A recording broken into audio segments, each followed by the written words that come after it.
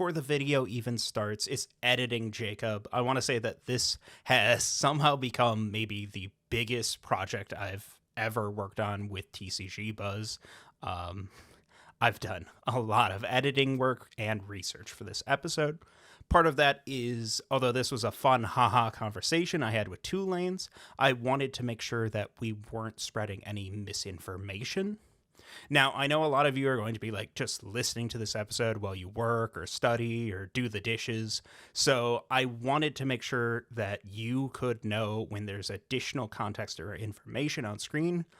So if you hear this sound, it means there's some extra info or I'm correcting something that we said in the episode, something along those lines. And you're welcome to take a look.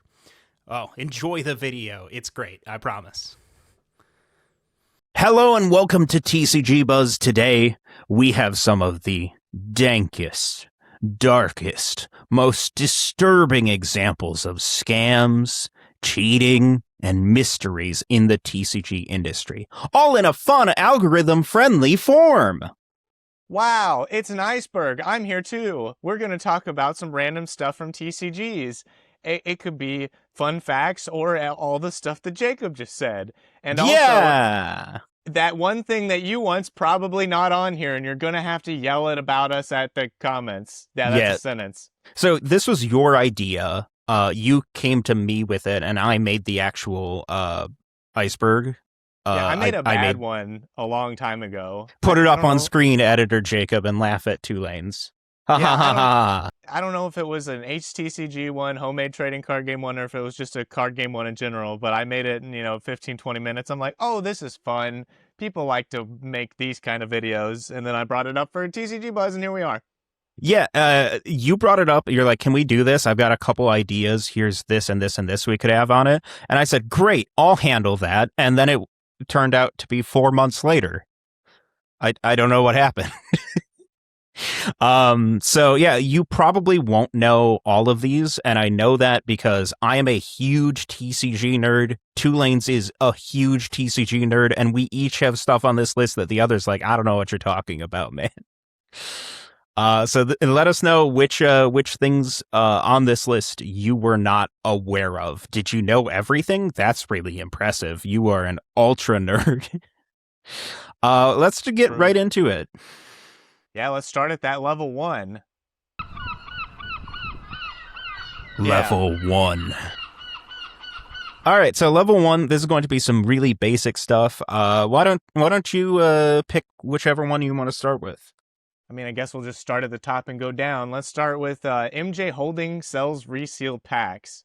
If you've ever been to Walmart or Target or any big box store, you've probably seen the old Yu-Gi-Oh! Power Cube that's random packs that have been repacked into this new abomination. It usually has some kind of, nice card you could probably get in there.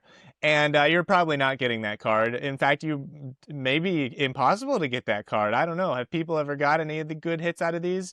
And the company that does all these is called MJ Holdings. And they basically take these packs and they repack them into products that they sell at big box. I don't know if there's anything more to that.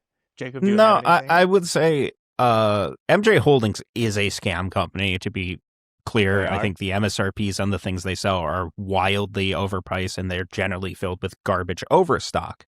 I will say I don't think they intentionally sell like resealed packs and whatnot. They have been like many times there have been like people have like done unboxing videos and found resealed packs, but chances are those are because resealed packs. Yeah, wow, I just completely missed that. I thought we were just talking about.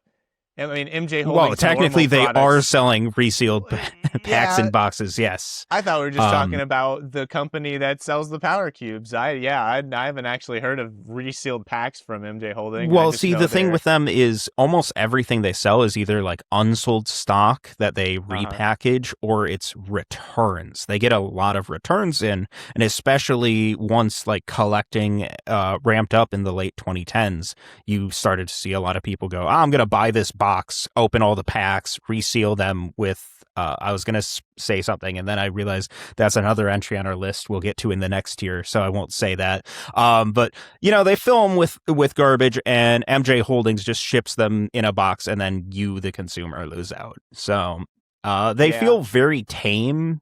As like they used to be like the boogeyman of the TCG industry, but I feel like we've gone such down a dark path that there are a lot worse scams out there these days. Now you just watch Team APS open them, and then they end up with like 3 Italian like prize packs of Yu-Gi-Oh or something, and then Mm-hmm. a starter deck, and then you watch a starter deck battle where they didn't change any cards out.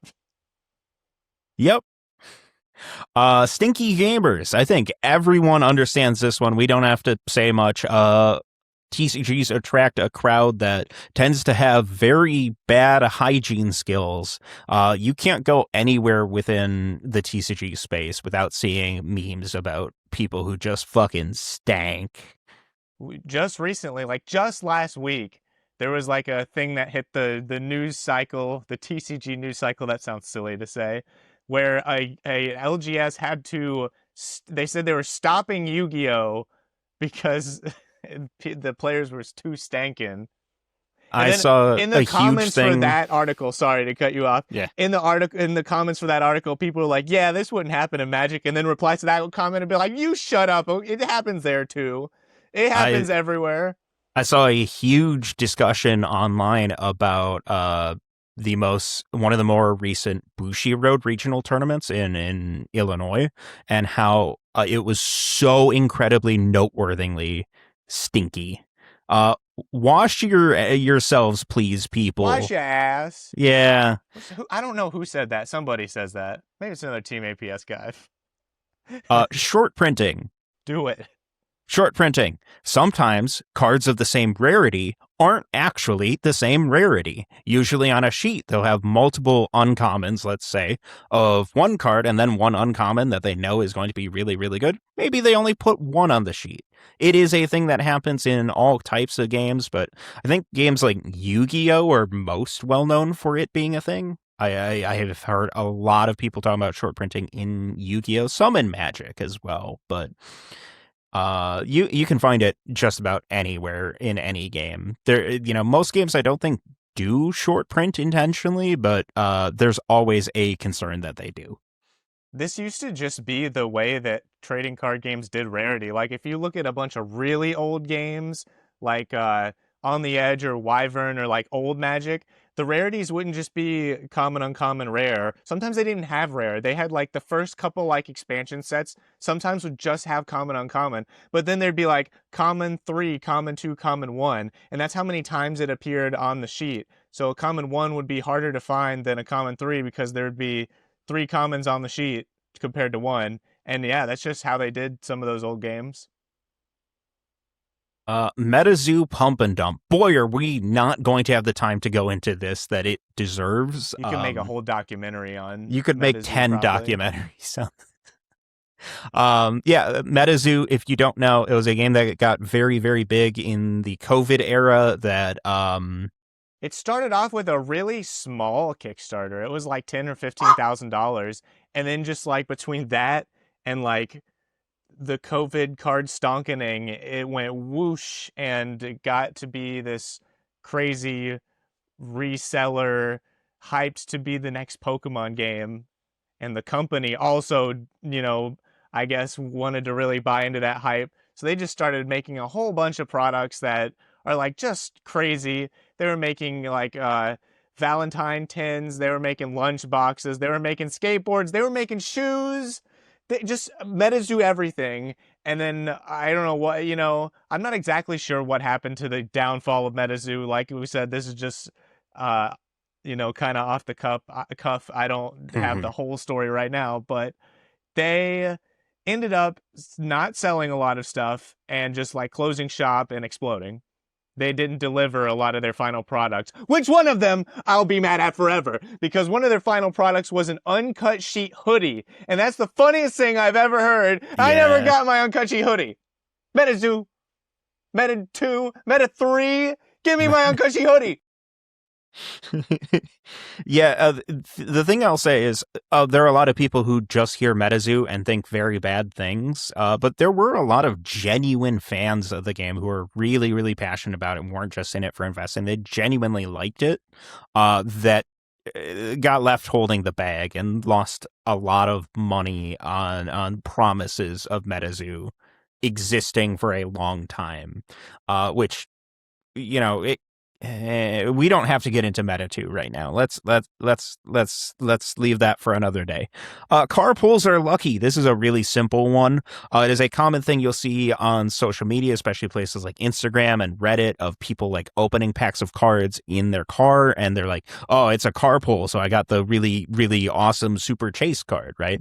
The reason behind this is obviously like it's biased, like people aren't posting the videos and the pictures of them opening a pack of duds, so there's just bias towards the good pulls in that way, that makes it look like they're lucky, and I think most people know that, and it's just kind of a joke.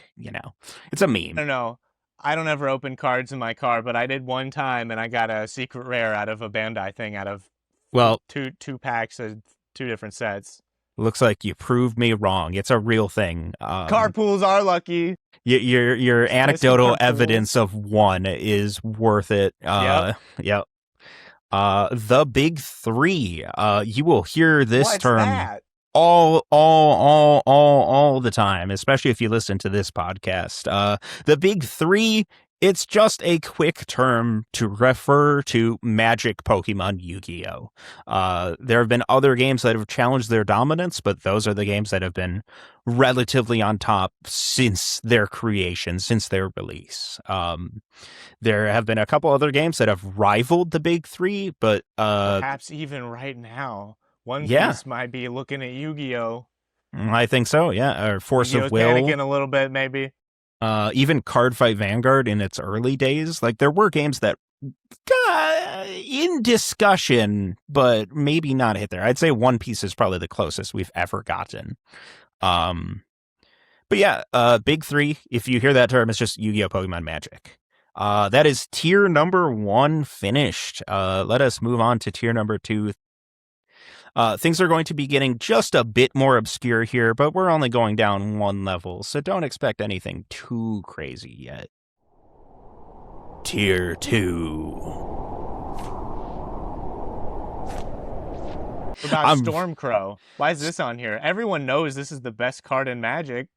It is the best card in Magic, and that's why it's on the list, because it has been sadly overshadowed in recent years by a pretender known as Colossal Dreadnought. So Stormcrow is here because Stormcrow is the original meme card. It got popular on the early internet forums as a sarcastic, joking, this is the most powerful card in the universe. Every game has like some card that people fixate on for funny reasons. My own game, The Caster Chronicles, has Pentachi, and Stormcrow's the OG of that type of thing. So it gets a shout out here. It's just like what is it, a 1 mana 2/1 that has flying? Is it even a 2/1? It's on screen. Why are you asking me? Just look. Editing Jacob put it in. Oh, you're right. Yeah. That's the peak. That's the Yep. peak Magic physique. And obviously, like Wizards of the Coast got in on the joke later on, and they've done things with it. They made like it a big thing in Unstable and stuff like that. Yeah. Yu-Gi-Oh! Orbs. That is just about the changing aesthetics of Yu-Gi-Oh! And particularly during the 5Ds era, and especially into the more modern eras of Yu-Gi-Oh! Into like the era I really think of is like Arc 5. Everything had just giant orbs on it for no reason. All your dragons had to have orbs on orbs on orbs on orbs. I don't know why. It was just the style at the time, but it's an interesting thing to look back on. It's still a thing to a degree today, but I'd say not nearly as much as it was at its peak. Kind of just a weird thing, you know? Was it Electric Snake was the first one. Was it? I don't know. There's some old Yu-Gi-Oh card that's just like a snake that has a thunder orb or so, two in the art. Hmm. I first when you put this one on the list, I'm like, are you talking about the levels, like the levels or orbs? I But was no, talking about the big orbs on the all the dragons. the bit. People make Is fun this of a is them. this a innuism? Innuendo? Euphemism? Is this an Inuism. innuism? Dude, I'm totally gonna words so good the rest of this episode. I'm glad that you're getting through all of your issues now instead of later. Next we have Later. every game is Duel Masters. This one, especially if you're a TCG Buzz fan, you've heard a lot. If you're not, get ready to hear this a lot. We talk about this a lot, but it is a thing outside our community as well. How every game that has come since is a clone of Duel Masters in some way. There are actively videos like comparing other games to Duel Masters, saying how close is this to Duel Masters. It is very easy shorthand for, yeah, this game kind of plays like Duel Masters, you know. Even Kodak has yet another Duel Masters clone or whatever his thing is. It's just mostly Bandai. Bandai's done a lot of like riffing off of a lot of Duel Masters main systems, but they usually change the resources. Or even Bushiroad's getting in on it. The Power World game is kind of just like a that kind of system where you I think maybe it's not in Power World, but you can attack tap things. You can use any card as a resource. You have shields. Those are just very very Caster prevalent. Chronicles, We Cross, uh, there's so many. Oh my god, there's so many games The that TCG are. Co Yep. games. Oh, definitely. And plenty in the indie space as well, you know. Uh, Yeah, that one. Every game is Duel Masters, and every mechanic is kicker. This refers to a meme that Solarian Professor Community College Magic Man made, where every magic mechanic can just be described as kicker. And if you don't know what kicker is, you pay a card with kicker has a cost. You play it, but you can pay more cost, and it's kicked, and it gets an additional effect somewhere, which is, I mean, a pretty simple effect if you think about it. You play a card and you can pay more to do more. So mhm. any kind of thing that does that, you could just describe as being kicker. Cleave is Yeah. kicker. Ninjutsu is sort of kicker. Is ninjutsu? Buyback, Maybe flashback. ninjutsu is horsemanship. Hmm. Um, I don't know if he No, created I'm it just or saying just words. Please, popularized it. this is not going good for me today. Woof. They're gonna be like, Come "What's on, wrong with Tulane, this step your guy?" game up. Letter, letter, Um, letter. but yeah, it started with like, oh, actual like, yeah. So buyback is kicker, right? But what gets really fun is when you get to really, really distinct mechanics that are nothing like kicker and trying to force it to be kicker. That's where it's really fun. Next on our list, Evolving Skies and Fusion Strike Theft. Now, chances are you have heard about this one. This made like worldwide news headlines when it happened.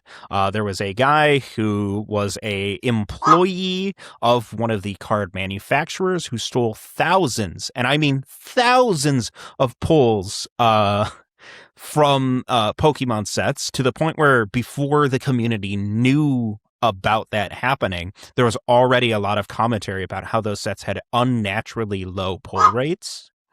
And then the guy's genius idea for how to flip them was to take them all at once to a local game store to try and sell them. And naturally, the cops were called.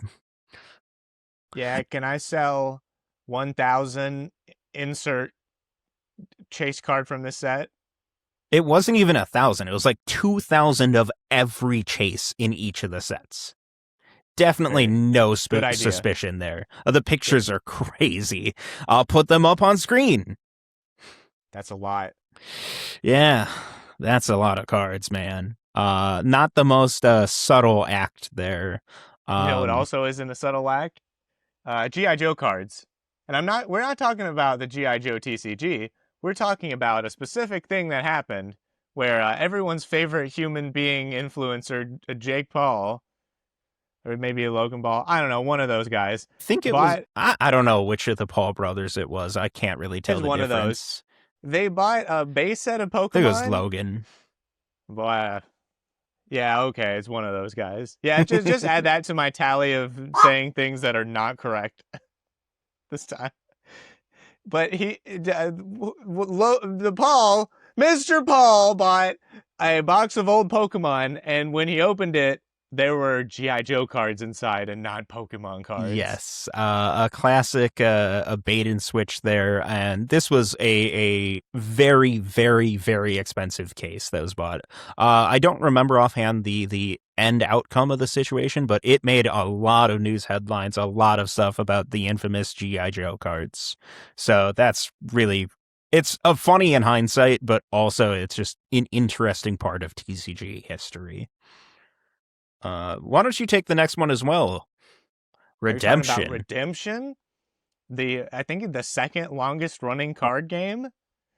It's the Christian card game that came out in 1995, maybe four. I'm still gonna say five. So if I'm saying five, it's probably four. But we can put it up on the screen. Voila! There, it came Well, out then, and they've on and off been making it since then, and it still comes out with stuff, fairly recently.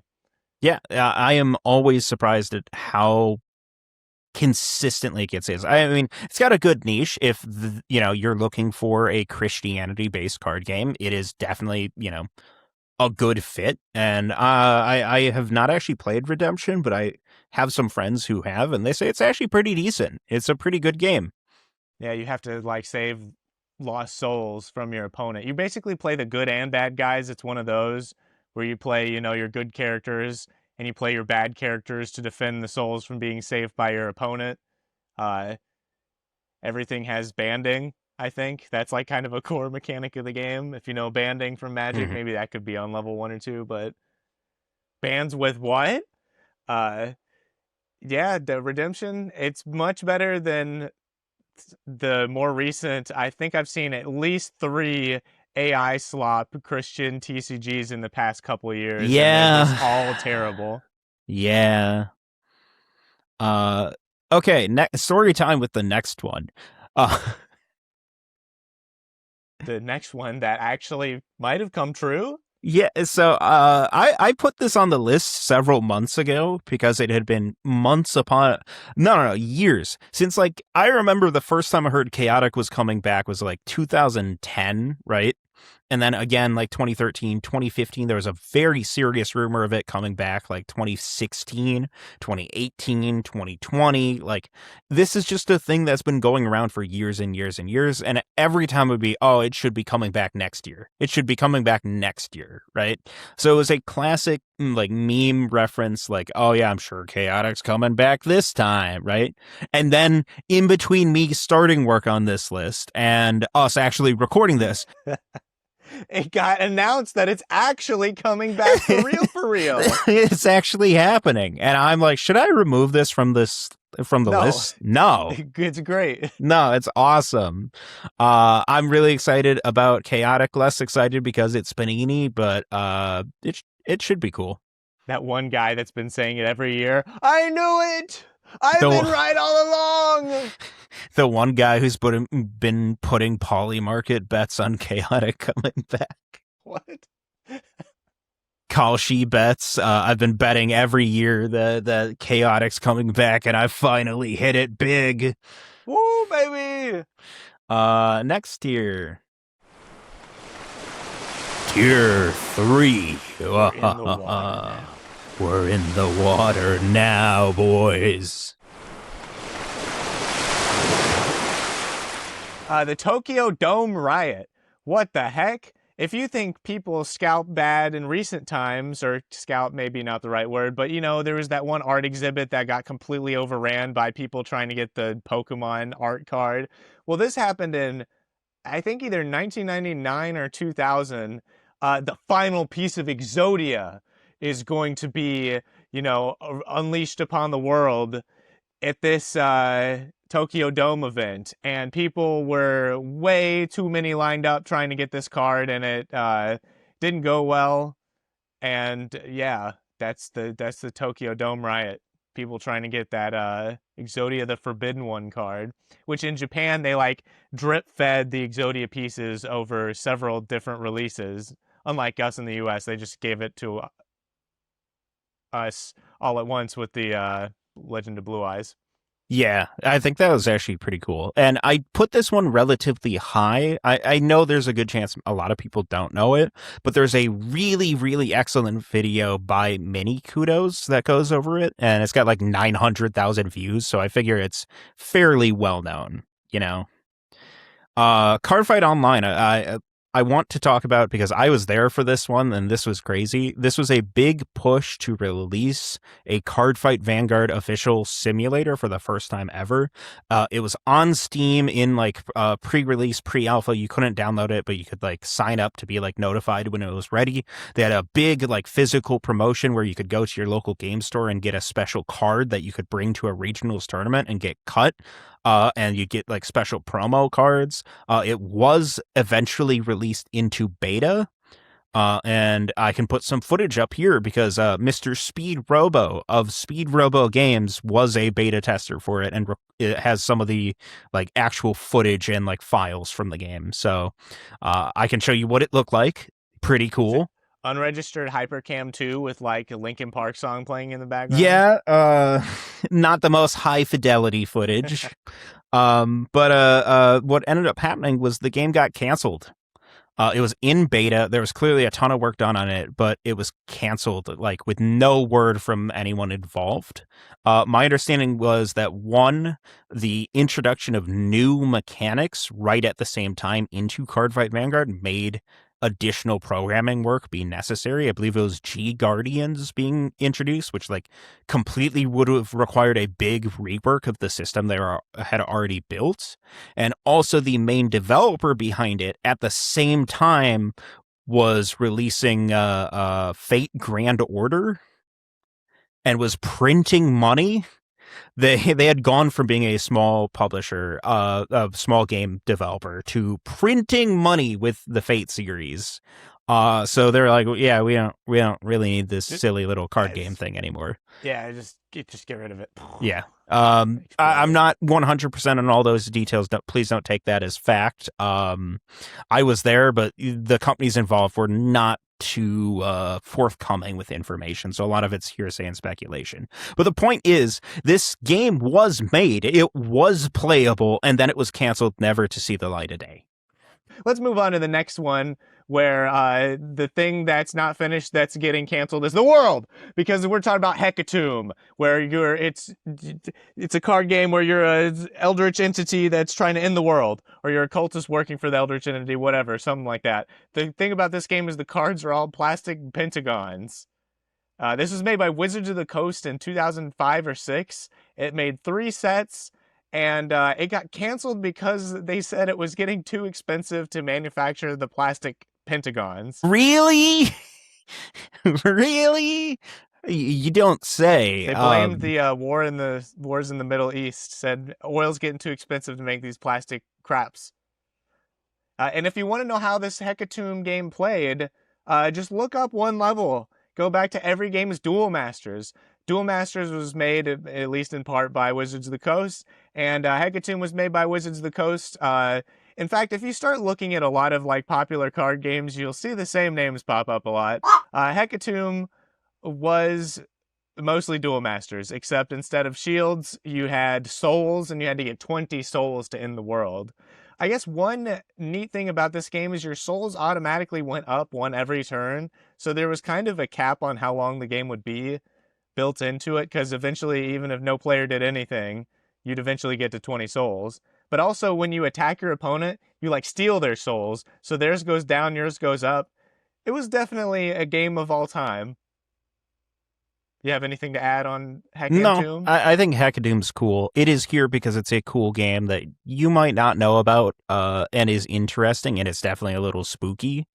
Ooh, So spooky. so They it's got, here just under the water.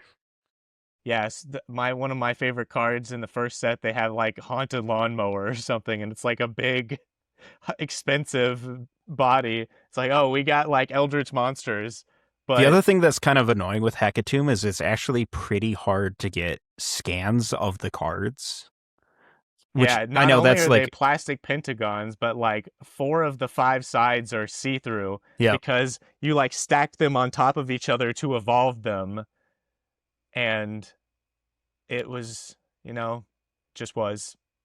Next, we have Two Explorers. This is a quote from an infamous Magic the Gathering cheater. His name's Alex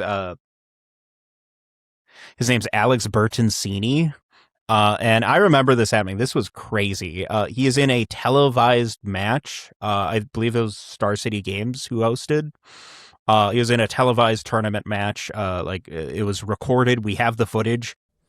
Hey, editing Jacob back here again. I bungled my explanation of how he cheated, and instead of trying to re-explain it to you, I'm just going to put this Reddit comment up on screen that explains it really, really well. Please take a look at it right here.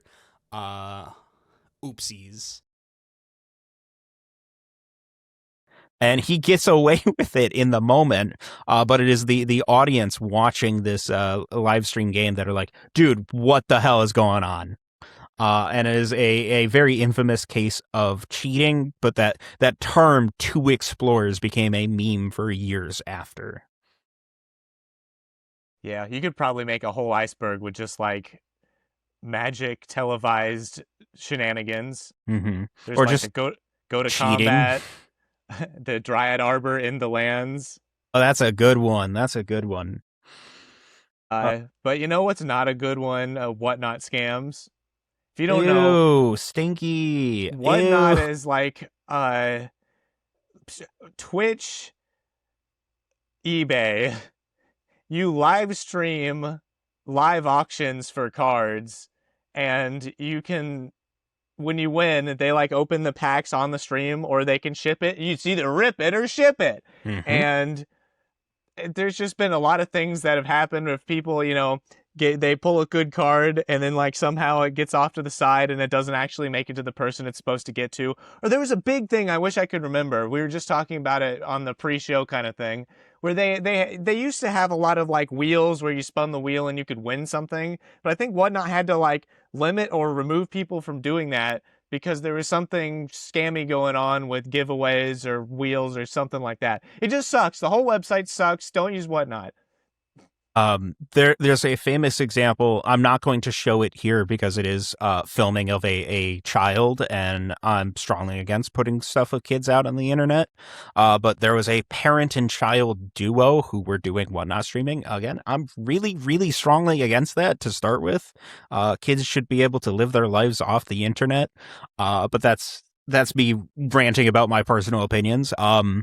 But they thought they were done recording, and they were just casually discussing how they were scamming people and like replacing all of the pools, not realizing they're on a hot mic and still being recorded. Oops. Just Yeah.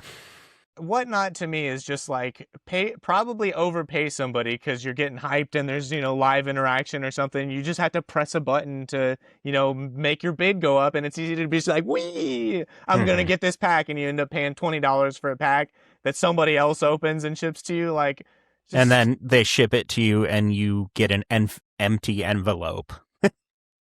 That happens a lot where they go, "Yeah, your super rare pull is in the mail," and you just get shipped an empty envelope. Awesome. I've used Whatnot I think maybe twice, and it was for somebody selling all of their Akora, which is a Kickstarter era game nonsense. They were basically like nobody's bidding on that. Like it was cheap. And when MetaZoo back to level 1, when MetaZoo went under, they ended up basically giving all of their stock they had left to some company that ended up selling most of it on Whatnot. So people were just getting cases. I think I got a case of one of the MetaZoo sets for $30 with shipping or something. It was crazy.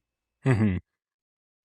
I would advise people avoid Whatnot, but some people like it, I guess. I And guess, not but every seller is a scammer. I can see the comments now. Not every seller is a scammer, or every single one. Go Whatnot/card game crypt. uh, I'll be selling tonight. No, I'm just kidding. I'm not. you take the next one. It's super interesting. That's my word. You can't Yeah, say that. sorry. It is super engaging. Super neat. It's very, very good. Which one? Oh, the official counterfeit Yu-Gi-Oh cards? When Yu-Gi-Oh first came out in English, it was printed, I think, in America or maybe localized something by Upper Deck. And at one point, Upper Deck's like, "Dang, we're sure selling a lot of this Yu-Gi-Oh. What if we just made some more and sold it and didn't tell Konami?" Yes. Yeah, and they also made a lot of cards that were printed by them as like tournament prizes and stuff. That's my understanding. Like they made the original like Oreo Calcos card, if I recall correctly, as one example. They did a lot of that type of stuff, and it sounds like for years Konami was very not happy with them. I'm not saying is blameless in the situation, but it sounds like they were very not happy with Upper Deck for a long period of time, and I'm sure they wanted to keep all the profits of their booming game, right? But it sounds like Upper Deck did do a lot wrong, and there was an actual lawsuit amongst between them. And Upper Deck lost the license that would, prove to be incredibly lucrative for decades to come. So I'm sure, Oops. I'm sure Rush of iCore sales have made up for it. I gotta get ready for that 100K in 3 weeks. Best of luck. Bushiroad has a dragon fetish. This is a classic meme about Cardfight Vanguard and Future Card Buddy Fight. That was just about how everything had to be a dragon. And Yu-Gi-Oh has this too. So like if you're a Yu-Gi-Oh player, you can understand. Every archetype had to have a dragon as the boss, even archetypes that had no business having dragons.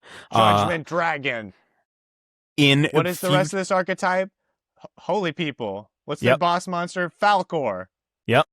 In Future Card Buddy Fight's case, that game is sorted into worlds, one of those being Dragon. There are others like Magic World and Danger World and Legend Hero World. Right, and Hero World. And every set had to have Dragon World. I think we went like 3.5 straight years where every set had Dragon World support. No other world was treated remotely as well as Dragon World. I think Dragon World's probably, if you counted it up, has over half the card pool for that game. So people would talk about how Bushiroad is obsessed with, or in the funnier term, has a fetish for dragons. Not even just that, though, because they had Dragon World, but then they also had Darkness Dragon World. And Star Dragon World. Star Dragon World? Yep. Then they had Ancient World, which you'd think wouldn't be dragons, but then half the time was just more dragons. More than half. It was almost always dragons. You'd think it'd be dinosaurs. No. You know what it's more dragons. Means? Dragons. Also, Legend World had dragons. Danger World had dragons. Magic World had dragons. Katana World had dragons. Katana World. Dungeon World had dragons. So many dragons. And, dragons are cool. Don't get me wrong, but there were too many of them. No, dragons aren't cool. Frick okay. Dragons. All right. Making a monster hunting card game. You know what's not going to be in there? A dragon. You'd rather have giant sloths. I got it. Yeah. I'll put a dragonfly. Oh, that's pretty cool, actually. Yeah, a dragonfly. Dragons are pretty overdone to me. Yeah. Especially by Bushiroad. Next tier. Tier 4. This one, we are starting to get to more obscure stuff. There's a good chance at least one of these things you, even as a hardcore TCG fan, don't know. We will start with one of my favorite subjects in our entire industry, no rarity Pokemon. Do you know anything about this? Probably because I've ranted to you before about it, I'm sure at some point. Well, if you did, I forgot. No rarity Pokemon are some of the rarest Pokemon cards on the planet. This is the base set of Pokemon, Japanese only, and the very first print run of the game. Only the first wave, the cards were printed without rarity symbols. So if you have a Japanese base set Pokemon card and it doesn't have a rarity symbol on it, you are essentially ensuring that it is the, unofficial first edition of that card. And, first edition Pokemon cards in English, very expensive, right? Base set, first edition Charizard, we know how expensive that kind of stuff gets, right? Japanese no rarity cards, the Japanese first edition, are hundreds of times rarer. Hundreds. We don't have exact numbers. It's kind of hard to say because people weren't tracking Pokemon when it started as well, but there's been a lot of great research done into this, including by myself. I have a documentary that was half finished that I never made about this. Womp womp. But even the commons, the number of copies known to exist in the world is in like the low thousands. They're very rare, very expensive. And in some areas, like in Tokyo, it is tracked that the no rarity cards themselves sold out within the first day of Pokemon being on the market. It's cool. I've got a binder full of them, so I'm not biased on this at all. You know, no. Quick, we got to pump and dump. I wonder what the card games used to just not do rarity symbols, and now they do. Sorry, there's an ant on my screen there, and it completely made me lose my train of thought. Why is there an ant on my computer? It wants to be a part of the Iceberg video. What was I saying? Oh yeah, well, I wonder what the first game that did rarity symbols was. Was That's it Pokemon? Great question. No, definitely before then, because Magic was doing them in '96, and I think Magic was copying a competitor when they started doing them.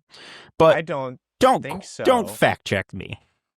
I know what. Oh yeah, I know what the first game that did foils was. I think, and it's not either one of those. I think a lot of people say Pokemon. I'm putting a new entry on the Iceberg. The first game to do foils, I'm pretty sure, was Rage. I could see that. I want to definitively say yes. Fact check everything we say, please. Don't. We're a bunch of dinguses having fun. Yeah. I did my research, but don't treat this as a scholarly source. Do your own research. Next on the list, Millennia of Ages. We will not let waste. me do this one because I don't know some of these other ones. Okay. Millennia of Ages. We've talked about it on this show before. If you know Force of Will, they had a disastrously bad set called Millennia of Ages, and it was disastrously bad because Force of Will was doing bangers when it came out. It was selling a lot. I think at one point it might have even been outselling Magic. It was doing really good, and then they came out with this set called Millennia of Ages that was a 50 card set that was apparently not great power level wise, and if you bought one box, you basically had a playset of the whole set, and stores bought a lot of Millennia of Ages because the game had been selling out, had been doing really good, but then this set was so bad it like tanked stores. It tanked the game. It kind of was one of the first trip and fall a story down failures that this game had, but it would not be the last. Yep, and you can hear more about that in our worst sets ever video. Wow! I had it in my hands. I didn't. Yeah. Do you like my segue sound? Wow! Wow! Yep, it's a good one. Next one. Are we doing Rudy's Basement next? How about Netrunner? All right, Netrunner. This is here because Netrunner is the game that will never die. It's one of the games originally designed by Richard Garfield following the success of Magic the Gathering. It is cyberpunk themed, and it is a pretty cool game that lasted for only a couple of years, I believe, in its initial run. I love the aesthetic of the original run of Netrunner, but I am no expert on it. I think it's super cool. And then it did end up dying after a while and then was revived as Android Netrunner, which lasted for a long time as an LCG. And then it died. But during both of those, the game is dead. The game had an incredibly active player base that just said, fine, I'll do it myself, right?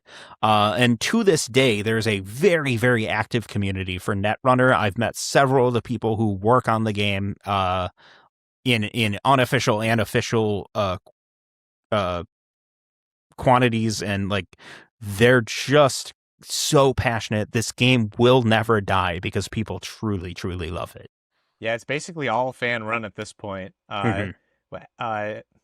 Fantasy Flight Games is the people that have the license for it. And I think Null Signal is the people that have been making it. And they're like, hey, can we have the license? And Fantasy Flight's like, nuh-uh. Or whoever has it.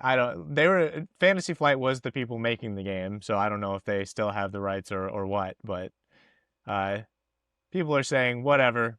We'll just keep making it forever. Richard Garfield had a crazy run. Just like to go from Magic to Vampire the Eternal Struggle, which people also still make and play today, to Netrunner, to Battletech. I think people like all four of those and still, they're all pretty good today. But quite the run. As far as the three deader ones, then Magic, I think Netrunner's definitely the most popular one. I'll do Pokemon on the front, Magic on the back now. Okay. Hi, Editing Jacob, back here again. I am here to tell you that I completely messed up this section. Just totally messed it up. What happened was I had intended to talk about how there are certain Magic the Gathering Pokemon card front backs, but I had mixed that story up with another really interesting error card. The benefit here is I get to now tell you about that other, arguably cooler error card. Check this out. This is a football card cut, but it's Scizor. It's Scizor. But look, here's what the football card looks like. Here's the Scizor. How cool is that? So that's what I ended up talking about instead of talking about the slightly more common, but still very, very rare Magic the Gathering / Pokemon test print cards, which are also very, very cool, and I wish I had one, but I don't. Rudy's Basement or YCS Denver? Your choice.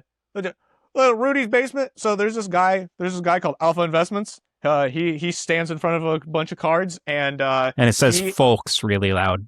Folks! Today we're gonna go to Taco Bell and get a party pack. And the dumpster and the Rudy's garbage fire and the party pack. It's a guy that was like a Wall Street investor person. Yep. And he got into card games and he started buying all of them. Yes, and he still does a lot of that type of stuff to this day. And he's got a YouTube channel, and people like take his advice, or if he says something like, MetaZoo he's kind of one of the reasons that MetaZoo blew up in the first place, is that they sent him a box, and he's like, what is this MetaZoo thing? It could be like Pokemon, and then people are like, oh my god, Rudy said MetaZoo! Bye. He was very integral with the early days of Flesh and Blood as well. Even before that one, Argent Saga as well. And in modern days, he's still doing his thing. I often joke that Rudy is the third biggest distributor in the country. Yeah, very polarizing person. There's no shortage of controversies. Obviously, we both have also had pretty interesting interactions with Rudy. Yeah. But he's a person that is around. So. Mm-hmm. And it's interesting. We should have had Rudy's Bathroom. That should have been what the title was. That's good too. Yeah. In like 2016, 17, 18, somewhere around there, Rudy started selling Pokemon, and he literally could not get rid of it. Yes. He couldn't sell it for like as low as possible as he would have taken. He just couldn't sell it. So he just like put it all in one of his house's bathrooms, like just stacked basically to this, chest high. And, in 2020, when COVID happened, that stack that he literally couldn't get rid of was worth $1 quadrillion. And was like very publicly annoyed when he had it and couldn't move the stuff. Yeah. Next, YCS Denver. YCS Denver this is Yu-Gi-Oh!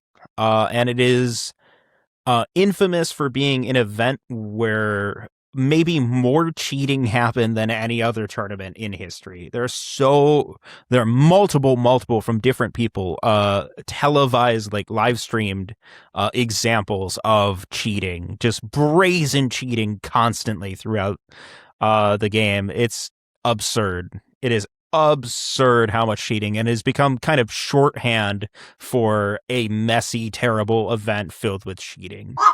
Could you imagine being one of the judges at that event? We got called again. What do you mean we got called again? Yeah. Last one for this tier. I put this here because I never get tired of getting to talk about this game. Did you guys know that Beyblade exists? Yeah, the spinning tops, of course. Yeah, That's not a TCG. there's you can barely see it, but there's a Hello Kitty one right there. Yep. Yeah, it's not a TCG, but did you know it had a TCG as a spinoff? No, what? Yep. What's that like? Awful, terrible. One of the most bad, poorly designed games I've ever played, and so incredibly unnecessary. Why would you ever spend money on Beyblade TCG cards when you could spend that money on Beyblades? It was already like a semi-collectible thing anyway. Why? Yeah, and it's But why? just a bad game. Also, it has stickers. You're encouraged to put like stickers on your cards, but I don't think they do anything. Magic saw that and they were like, let's do that. It just came with stickers to customize your cards, and I think that's funny. Wasn't that Decipher? I do not recall. The company that made the Beyblade TCG. Editing, I think it was Decipher. Editing, Jacob, please put up. Oh, Jacob, you're going to have to edit this video. I'm here, so the editing went up 3 times for some reason. Oh. Okay, next. I did it again. We are moving on Editing, Jacob, make me sound coherent. That's impossible. Oh, no! Some things can't be done. We don't have the technology. We're moving on to tier number 5? 5. Let me check. 3, 4. Yeah, 5. Tier number 5. You turned into like a Disney Channel commercial voice for a second. Whoa, guys! We're on tier 5. It's time for tier number 5. Let's get ready for pre-release Raichu. This is a Pokemon card. You know, pre-release cards in Pokemon back in the day had like a gold foil hot stamp on them that said pre-release. There was one release for every set. And it was commonly like, not commonly, we're getting to some pretty obscure stuff by now, but it was discussed in forums that a pre-release Raichu existed. And like, it was not known for years upon years, and every company involved denied the existence of this card, that it had ever been considered or prototyped or anything, until copies of it were actually found in, I want to say, late 2010s, early 2020s.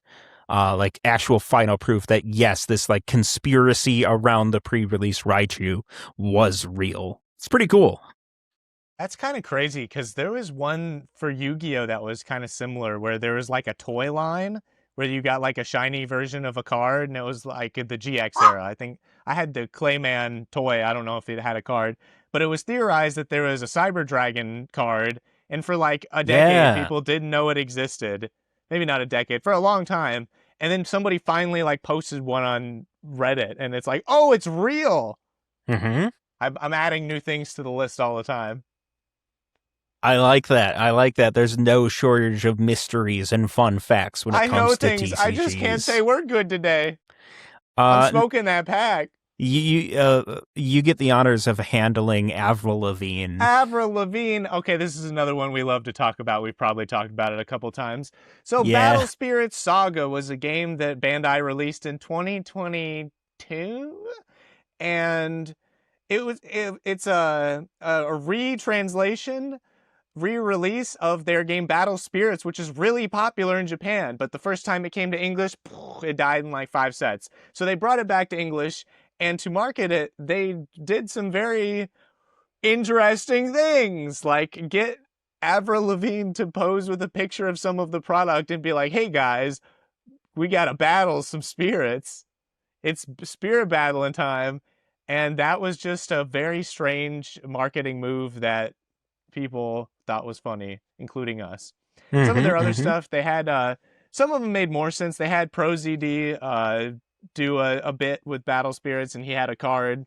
that one I was like, oh, well, he does like card stuff. Like, that one makes more sense.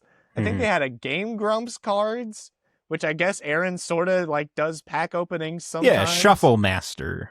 Yeah, but Yeah. it was just very strange. And then Battle Spirits lasted 6 sets and died a second time. They got a side set this time, so maybe Yeah. they made it a little bit longer. I was just at one of my LGS, and they happened to have a bunch of discounted Battle Spirits, so You can get Battle Spirits real yeah, the cheap right first now. 3 sets of Battle Spirits you can get for like $10 a box. This is the 6th set, which is a little bit more expensive, but you can still find it pretty cheap. So that's Avril Lavigne. What's Stone Rain Dan? I don't know this one. I know Stone Stone Rain Rain. Dan. That's A a s- magic card that destroys lands. Correct. And Stone Rain Dan is a well-known member of the Magic the Gathering community who loves the card Stone Rain. So Oh, he this is the bought guy that has a copies. million. He has so many Stone Rains. So many. He has collected every single variant, every single foil, hundreds of copies, every language, thousands upon thousands upon thousands. And one cool fact about that is some of the copies, probably like 10 to 15 of them in his huge, massive Stone Rain collection, are from me because he and I share a local game store. And he's not a friend, he's like an acquaintance. I've talked with him a couple of times. He's a very cool guy. And I made a point anytime I'd pull Stone Rains from like Strixhaven or anytime I'd get any in old collections I bought, I would save them to give to him for the collection, which is really cool. Last I know, he was working on getting the Guinness Book of World Records for largest collection of a single card. I don't remember if that happened or not offhand, but let's hope it did. He deserves it. That guy's cool. That guy's cool, and he's got quite the amazing collection. Yeah, I don't. I wish I had a bit card where I just have like a whole binder full of one card. I don't I have any of do. those. You do? Yeah, puts it up on screen right now. What is it? It's the Honda card from the Bandai Yu-Gi-Oh. Oh yeah, the Tristan. Yeah, the Tristan.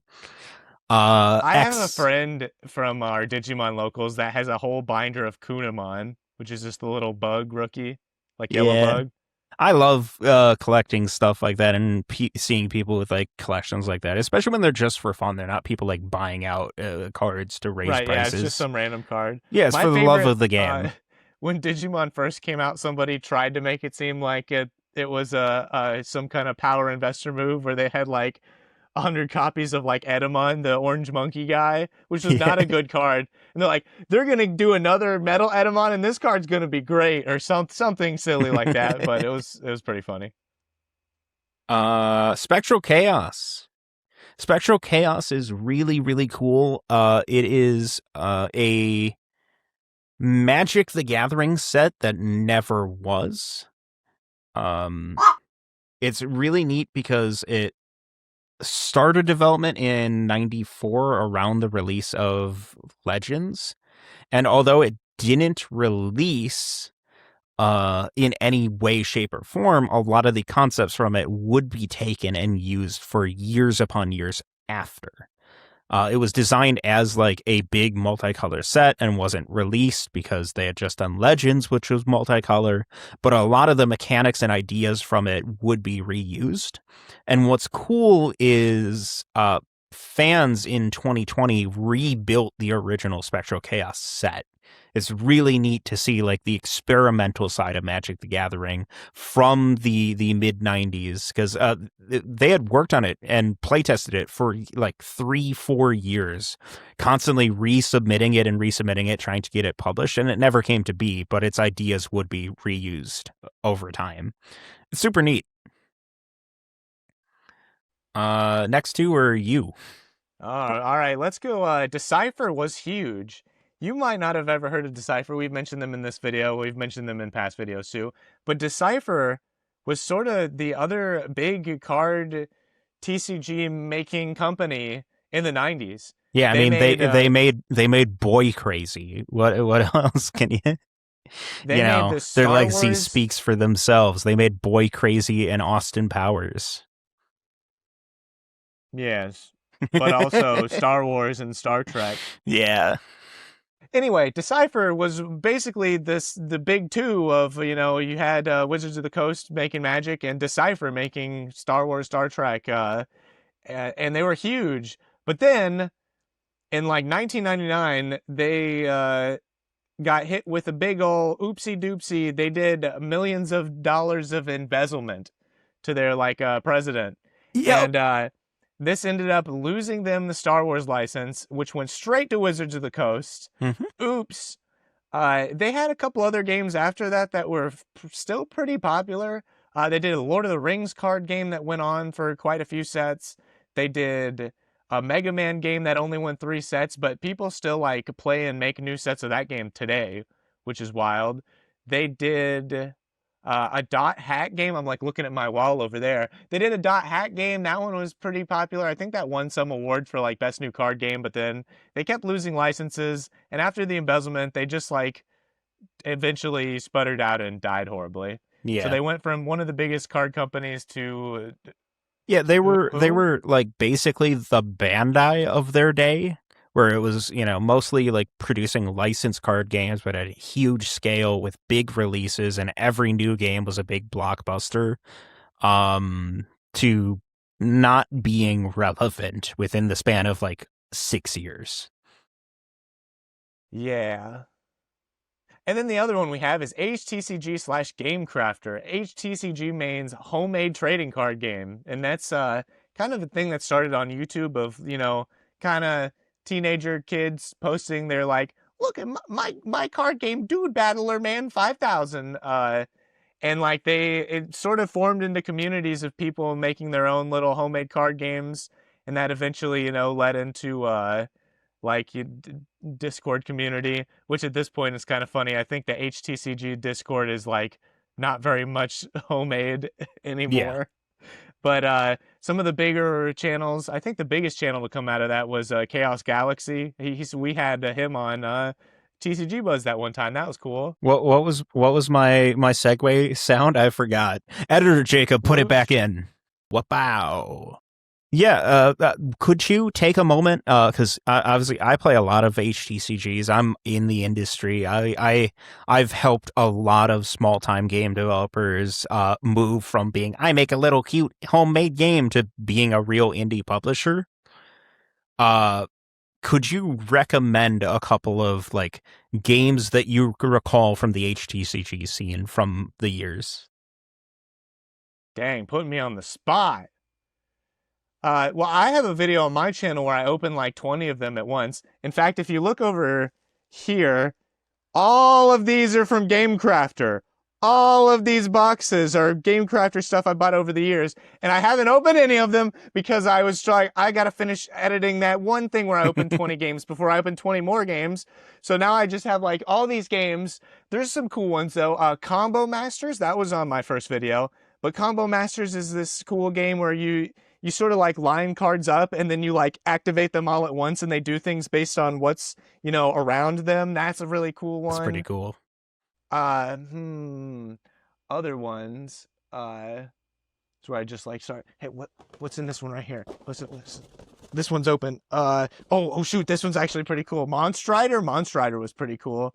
It was like a sort of like a I Fixed Yu-Gi-Oh, but like they actually changed stuff where it's almost like a lane battler game, and yeah, that one's got some pretty cool stuff. They got like the giant, who doesn't like a giant plant monster card? This is where you can have editing Jacob, but I can't have editing me.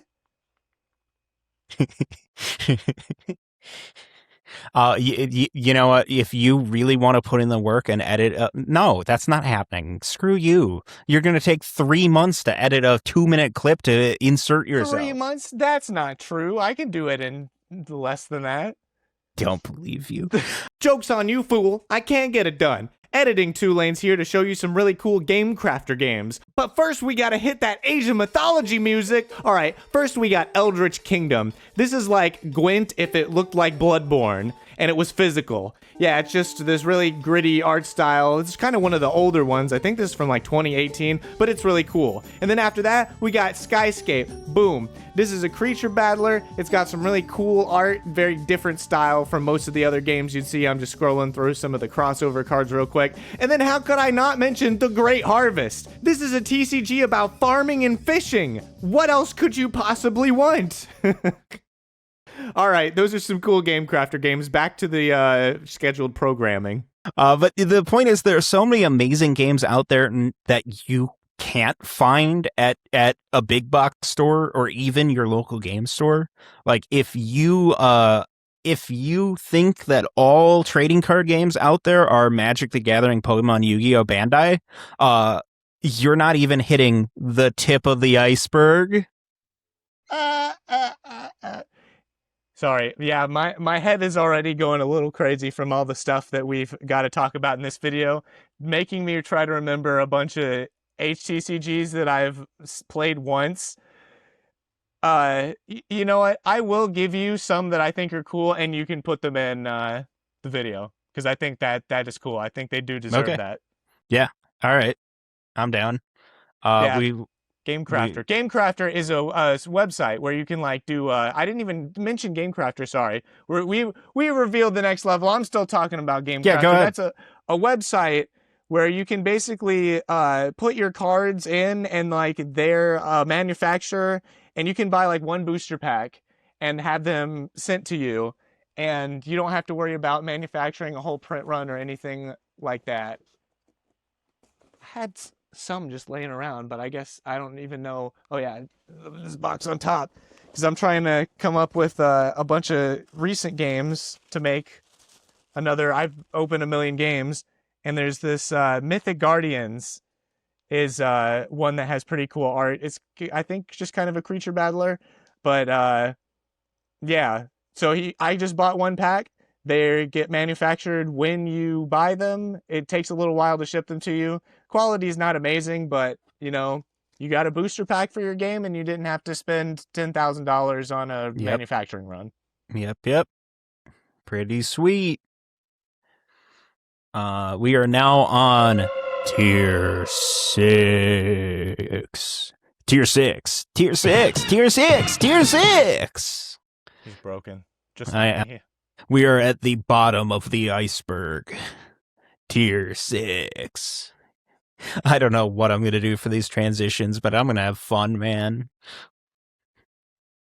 Let's start right off the bat with Magic isn't the first TCG. What are you talking about, Jacob? I actually don't know. Well, there's the classic factoid that Magic's the first trading card game, which is true enough. But there are some contrarians out there who want to point to other games that are hard to discount as TCGs. Ride-On Speed Robo loves to point at Top Trumps and say it's basically a TCG, and I say no. But he's not here to defend himself, so it's an wrong. argument worth having. It's a debate worth having. But my big argument is, how can you consider Magic the first TCG when baseball cards exist? Specifically, in the 60s into the early 70s, there were several examples of baseball cards that were designed to be played and simulate games of baseball with your cards, using their stats and abilities to determine if you could get runs or move around the bases. There are several different versions of that in the 1960s and early 70s, and they hit every single box that is a trading card game. There is not a definition you can make of a trading card game that counts Magic the Gathering, that excludes baseball cards that were playable. That's my argument. That's pretty cool. Yeah.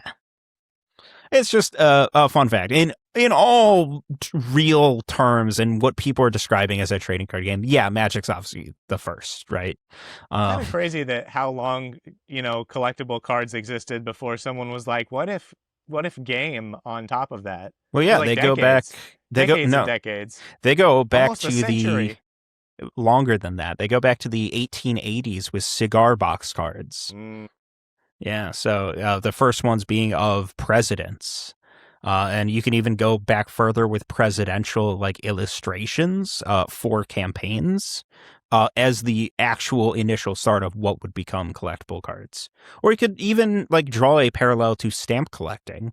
Anyways, Anyway, Spectral Tiger. Speaking of collecting, Spe- Spectral Tiger is a card from the World of Warcraft trading card game, hmm which is a long dead card game, but if you look up sealed product for it, it's really expensive. Why is it really expensive? Is it because people just love playing the cards? No, it's because World of Warcraft trading card game had this crazy thing called loot cards, where a card would have like a scratch off thing, and when you scratched it off, it would have a code that you could put into your Blizzard account, and you could get stuff in actual World of Warcraft. And Spectral Tiger is a mount that was a very rare card in one of the World of Warcraft sets, and it's a super duper duper duper expensive card now. incredibly expensive. And there are people actively like tracking like individual cards, how they've been passed around and like having their history of this card went to this person, then this person, then this person. Obviously, there's a very big difference between a redeemed Spectral Tiger card because, I have one of once you, those. yeah, once you scan it, it's not special anymore, It right? was in I was telling Jacob earlier that I bought a store and LGS is like, I don't want to say bulk, but they're just like dead card stuff. And in one of them, there's a World of Warcraft box that had a redeemed Spectral Tiger in there, which is cool. It's not worth anything, but it's cool to fling around, like, wow, it's a Spectral Tiger. It doesn't have the thing that makes it valuable anymore, but Spectral Tiger, just seeing one in WoW is considered like a special moment. Like, holy shit, guys, I saw someone who had a Spectral Tiger. So that's pretty cool. And I think the WoW TCG isn't talked about enough. It's a pretty interesting game. I think So, people like under sell that game sometimes. There's some GD game. Is it GDC? Yeah, GDC.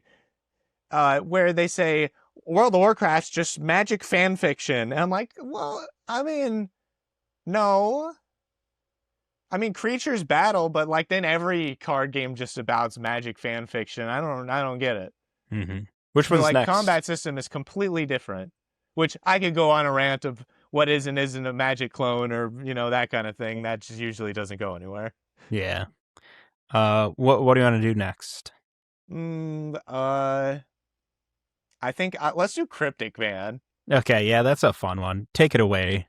Yeah, so Cryptic was a one of the Kickstarter era card games that did pretty well. It got pretty bought up initially by the investor crowd because they made these things called the Riddle 66 boxes, where it was kind of like the Phyrexian text magic cards, where it was just goober gobber.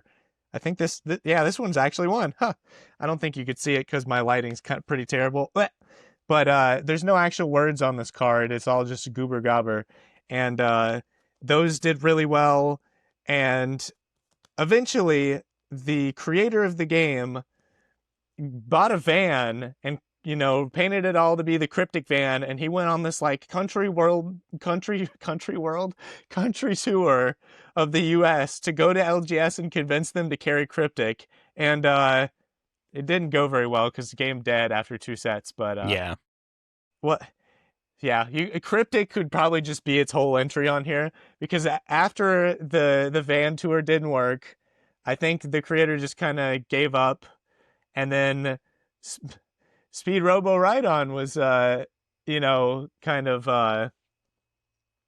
commissioned to make a new set. He did and delivered it, and everyone hated it. That was from the collector investor era. Like, what are you on about? These cards suck. These cards are really, really bad. And so, whatever. Speedro was like, I'm done. I'm out of here.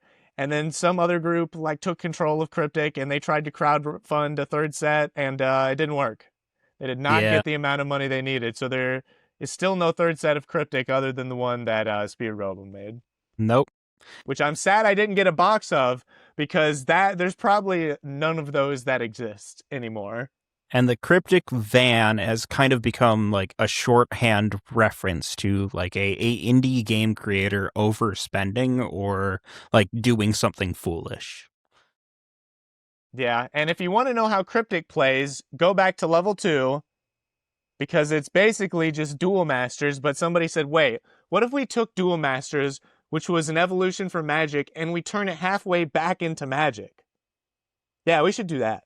And then the original rules, they ended up having to change back to Duel Masters because, like, oh, we can't do it like that. No, I guess it makes sense why that wasn't like that anymore.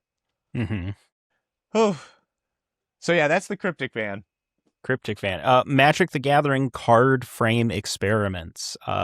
This was in the mid to late 90s. There were what's shocking about this is how long this experiment lasted. It wasn't just a one time we're printing some experimental cards. They really tried with these card frames. There are a lot of examples from like 4 different sets in that era of them trying to dramatically change the Magic the Gathering card frame, with the most notable change of the cards being that the cost, your mana cost for your cards was moved to the top left corner, going vertically. And it was designed that way so it'd be easier to see magic costs when your cards are in your hand. Unless you're a goober and you hold your hand backwards like me. Mm-hmm. And I Too think bad I they're don't play pretty Magic. neat. They're pretty neat looking, but kind of awkward and odd. And they even like experimented with like flipping the left aligned stuff to the right side. It's cool. You're seeing some on screen, I'm sure. It's neat. Yeah, I thought the Future Sight one was cool, and then you showed me these. I'm like, oh yeah, it's definitely neat to see when they change, the elements, and you're like, huh, I never thought about it that way. Mm-hmm. And a lot of that experiment work, I do think, went into Duel Masters a few years later, which is pretty neat. Duel Masters. Keyforge, take it away. Keyforge was a game where you got a deck all in one pack, and you play the deck, and that's it. Like, you don't customize it, it just is. And they had an algorithm that made the deck. So take it away, Penny. There were like a lot of cases of Keyforge fans like trying to recreate the original algorithm and try to prove like exactly how it was designed. And then didn't they lose the algorithm, or like an employee deleted it or something like that? Or it got like ransomware or Yeah, something ransomware. crazy happened Yeah. where they basically lost it and had to redo it. Yep. Very interesting situation and an interesting game. Keyforge is cool. Last for this tier is the CCG crash of 1998-ish. Is there something specific that caused this? No, I don't think there No. was, other than just general oversaturation. In But there's 1995, 1996, just a million billion games came out. And yeah. And by 98, 99, a lot of games were failing. There were a lot of games that ended right around that time period, and a lot of games that were canceled. And there was a lot of talk in the trade magazines at the time of surprises of new games not being bigger hits than they were. The one I think of instantly was the Tomb Raider CCG. There was a lot of talk in the town that it was going to be the next big thing, and then it not necessarily flopped, but it underperformed. The game has like miniatures. It does. It's a weird one to pick for the next big thing. I know, but I guess were people wild, and in 98 people made things that weren't Duel Masters. That's crazy. Mm-hmm. They were, I think it was a lot on the back of how strong the Tomb Raider IP was then. I mean, Tomb Raider was big enough that Lara Croft was in Playboy, Yeah, and the card game was just screenshots of like the PlayStation 1 games. So it wasn't exactly a looker on the art front either. No, it's really ugly, in fact. Moving on to tier number 7. We're getting to the real stuff now. Tier 7. Tier 7. Maelstrom was always a scam. Where do we start? We got it. Maelstrom was always a scam. So Maelstrom is another Kickstarter era trading card game, but it started off as a game called Final Redemption. It made a lot of money on Kickstarter, but the Kickstarter was canceled. Why was it canceled? Because the team fell apart or something. There were like some weird vibes. It disappeared, and one Devin Miner brought it back as just Maelstrom. And Maelstrom made a bunch of money on Kickstarter, and then it disappeared. Whoosh. It disappeared with a fake suicide Wow. note from the creator. Yikes. I didn't. And then from that point, I think there was like one thing where somebody said the police saw him at the airport, and then no one's ever heard from him ever again. Awesome. So he took his like $150,000 or whatever and fled to insert cheap country to live in. I don't know. But the game actually had a lot more exist than I thought, where there was like a whole set basically. I don't know if anybody's ever played that game, but there actually are more cards than I thought. They sold a lot of, prototype cards, which I bought from somebody way after they died, and I was like, I thought this was gonna be the next Pokemon, the next MetaZoo, man. And then it turned out to be a scam, but it seems like it was always had weird vibes, so that's why I said it was always a scam. Next, Tunnel Heist. Tunnel Heist is about maybe the most famous example of a local game store being robbed.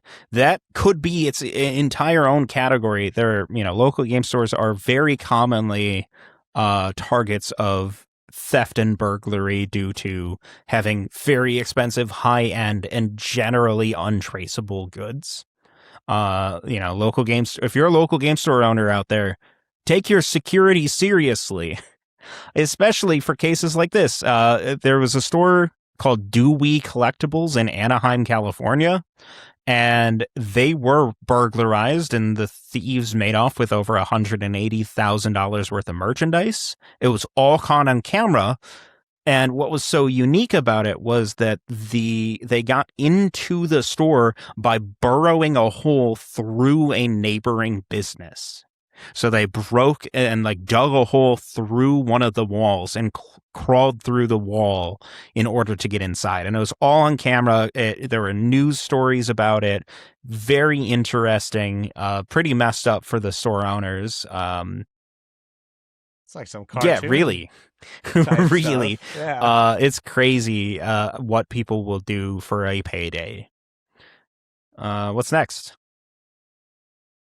How about Fallen Empire on the front, Wyvern on the back? So there's this 1995, I think, game called Wyvern that ran for a few sets, but their very first set, in the starter decks, there's this weird thing that happened where you could get Wyvern backs, but then Fallen Empire Magic cards on the front. These counted as Wyvern errors and not Magic errors, and there wasn't anything like that the other way around. There were no Magic Fallen Empire cards with, or I guess Wyvern backed, Wyvern front, Fallen Empire, whatever. It didn't work the other way around.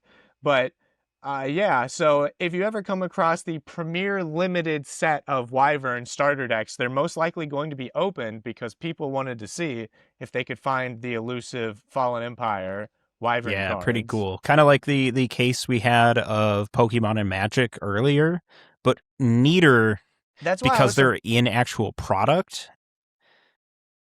Yeah, I was surprised when you said the Pokemon Magic one was just it was one card. promo. This is this is a whole printing error. Can you imagine in 1995 you open your Wyvern starter deck and it's got Fallen Empire cards in it? And you're like, what the? Next, unreleased and lost expansions. I had one or two individual ones on the list, and I realized there are so many interesting ones out there that I'm just going to make this one entry and then say, if you guys want to hear more, we might do a full dedicated episode on this because I think it's really interesting. There are a lot of games out there that have lost expansions, either stuff that was designed and we know the cards of, and you could print your own copies of, but were never sold commercially, or stuff that we only have a name for. And there are a lot of different games out there that have them. MetaZoo's an example. There is a lost MetaZoo set. Yep. SCP, where's that SCP set, MetaZoo? You died before. You replaced SCP with Hello Kitty? Yep. I know Digimon Fusion had one. I believe the original Cyberpunk. The whole set is on the wiki. The Digimon Fusion one, the whole set's on the wiki. You could download all the images and there are quite a few lost sets out there. Next one, Kink TCGs. This is a fun one. I put this one on here because it was weird that I found one and I'm like, all right. And then I found a second one and I'm like, I guess that makes sense. And then I found a third one and I'm like, all right, so this is a thing. So yeah, there's a couple of TCGs. You know, when people talk about TCGs, I think Kodak talks about you have to be able to play the game in public for it to go off. And usually that's alluding to I don't know, things that are too dark and gory, or maybe they're like a little too goonery. But what if you just had a big old furry dick on the card? Uh, there's one that ran for a long time, I think, called Ferroticon, where it's you can get exactly what it is from the name. It's just like a furry erotic card game, and yeah, that's a thing that existed. Then when I was going through one of my Game Crafter runs, there was a game called Padding Power, which is an adult baby game where you try to make your opponent wet their pants, their Awesome. diaper, sorry, not their pants. That was just basically just Pokemon. And then if you combine those two together, there's this third one that got a little notoriety from a YouTuber called Cam Sandwich. He's like a board game reviewer, called Little Troubles, where it's a furry adult baby Hmm. game put together. And that game has run for 4 sets. So they've actually done They do quite a few pretty well from what releases. I can tell. They do a lot of their And marketing at like specific conventions and stuff like that, which makes sense to me, right? I mean, yeah, I guess you don't need to be played in public if you're played in the a specific. fun fact for you: the very first, and I don't think I'd be able to find this again ever. Maybe on Wayback, but I don't know. We'll see.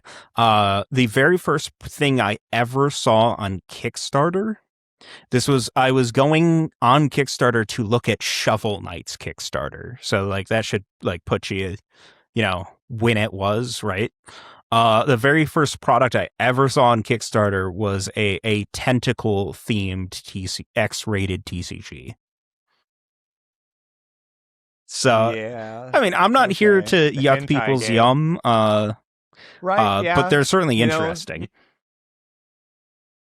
I guess at least out of the three I mentioned, I think only the first one was like not safe for work. I guess technically the other two, like they're labeled 18 plus, but like if I just flat, showed a card, it wouldn't Yeah, be like, whoa, you can't put that on YouTube anymore. It'd just be like, that's weird. But yeah, that those are things that exist, and there's probably more out there I I'm sure don't there know are. about. I just happen to know But those three. There's also another X-rated one from the 90s called like XXX yeah, I remember that Xenophile or game. something based off I a mean, what comic. about what about I don't even know what the what about cards or the cosplay game's like for deviants? that Does one, that but count? It's not. oh, I mean It's that like not. barely counts as a game, right? It's like triple Yeah, triad. but it counts, right? But it's not really kink related. I mean, I guess cosplay is a No. kink, or I don't know, man. But yeah, they're really interesting, and I think that part of TCG history in particular is not well documented. So, if you're interested in one of these games for whatever reason may be, keep it alive, or keep good documentation of it. Oh, I found all of them. I'm gonna get some of them. Maybe I already have all of Maybe them. maybe you You don't do. know. Okay, we're down to our final tier 8. I want to say like the Abyss, but it needs to be like Eldritch Horde. Anyways, we are in tier 8, the Abyss. We've got some really cool stuff here. Summer Magic is a series of Magic the Gathering cards printed, I believe it was 4th edition. Most of them were destroyed, but not all. And some did leak out and are very, very, very rare and expensive. Far more collectible than even like the no rarity Pokemon cards I talked about earlier. Next on our list, I'll handle Super Battle because that's my white whale. Yes. Oh yeah, Super super Battle is battle. that you've heard about this before. It is a bootleg Mexican TCG that was its big gimmick was a crossover between Sonic the Hedgehog, Mario, and Crash Bandicoot. I only have Legend of Zelda cards for it that were given to me by a friend who would travel frequently to Mexico when we were in middle school. And he still has and has sent me pictures of like the original opened booster packs for it. And this game is essentially lost media. There, other than me talking about it, there Yeah. is nothing about it anywhere on the internet in English or Spanish. Um, it's just really, really interesting. It's a Yu-Gi-Oh clone, classic, but Classic. it's really neat, and it used like a lot of official artwork and renders for the various characters from the various IP, but also like a lot of fan art that I'd assume they just stole, right? Probably. Just like the Yep. IP, just But it's just really neat and interesting that there is a game that has Sonic the Hedgehog and Link in it that exists somewhere in the world that there's no real record of. all right, and for our next one, we have Monster Magic, which is another one that's probably as close to lost media as you could get without being a super battle, I guess. Monster Magic was a card game that came out in 1995, I think, and since it has magic in the title, Wizards of the Coast got that thing on them, and they're like, yeah, you can't do that. And then there was this other older game also called Monster Magic, maybe it wasn't a game, Yeah, some from sort of like property, the and they're like, 60s, I hey, believe. you can't be doing that. So like they got attacked from two different directions and basically had to destroy most of the game. So good luck finding it now. I think I got somebody posted about it once and put up one deck and one pack on eBay, and I ended up winning that auction because I don't think anybody else knew what it was. But that's a pretty fun thing. I might have to make that a video sometime. Opening rarest card game ever pack. Uh, do you want me to give? Wow, Do you want that's the me to give title. you one of my Digimon detector packs, and you can just like the rarest packs? You have Yeah, detector pack? I know. That's crazy. I had a couple. I remember I had a hmm detector. I had the toy thing. I never think I really understood how it worked, but as a kid. Um, let's see. Let's do Magic Middle Ages again. This is an entry for me because it makes me happy, but it is super interesting.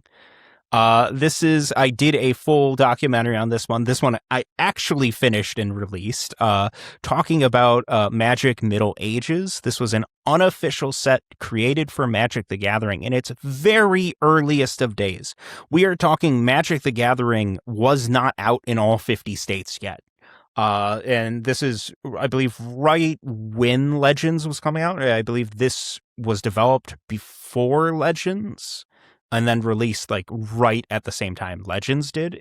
I'm going off the top of my head. If you want a more accurate thing on it, watch my full video on it. The fun fact, I wasn't sure if the creator of the game was alive. I had spent hundreds of hours trying to track the guy down because I wanted to talk to him and never could back in the day.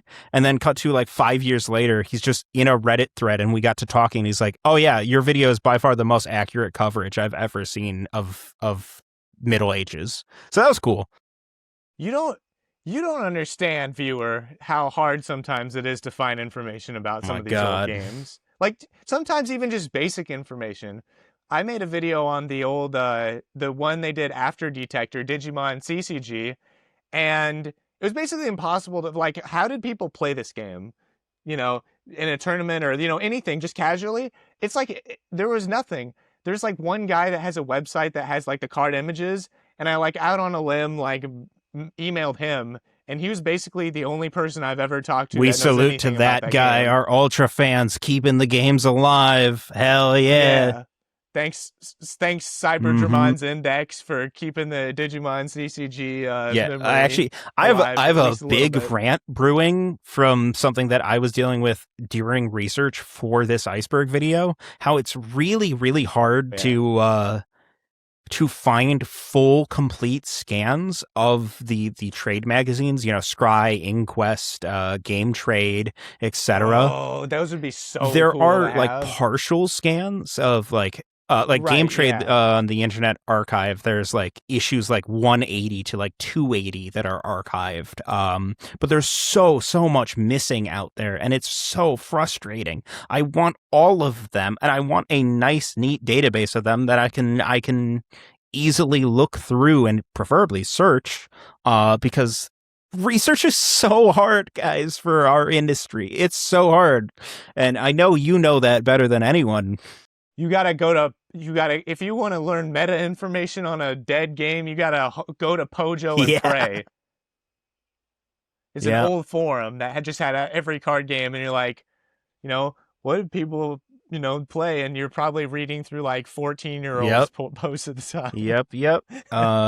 Last up, But it's fun. we are ending with Richard Garfield's divorce.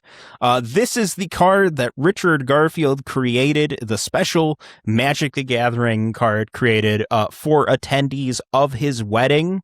And it is just funny because it's a really sweet card and it's really nice and really, really interesting. And it took years before anyone had a picture of it. We knew it existed, but it took like 15 years for an actual like scan of the card to ever be shown. And then he did actually get divorced, so it makes the card funnier. And apparently there is a second card because he got remarried many years later and created a new custom card for that event as well. It's just kind of dark but kind of funny to be like, here's the card, about their eternal love and marriage that, ended up in divorce, eternalized It got on banned. a trading. That's right. That It card got got banned. banned. It got an errata.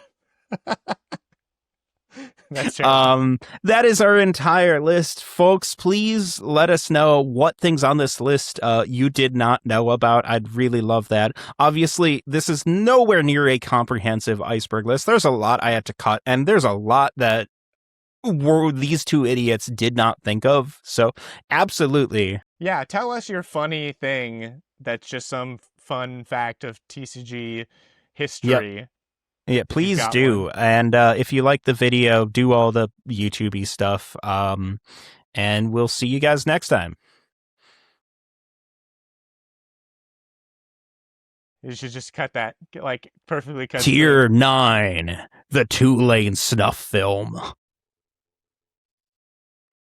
This YouTuber was murdered in his card game collection. You stopped playing the games with me. You refuse to play any more Zatch Bell. I've had it. I'm gonna slit your throat with this metal card as slow as I possibly can. You think about what you've done. You made me do this. All you had to do was just play one more game.